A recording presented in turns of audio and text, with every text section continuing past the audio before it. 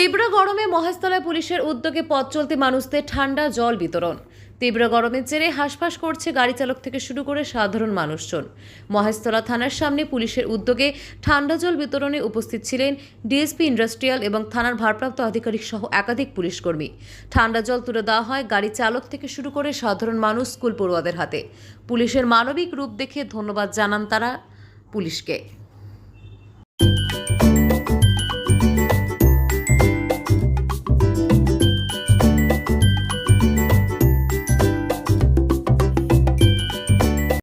এটার জন্য অনেক মানুষ, যেমন আমি নিজে আসছি অনেক এই কড়া রোদে আসছি, এই জলটা খেলে নিজে তো একটা আরাম বোধ করবো।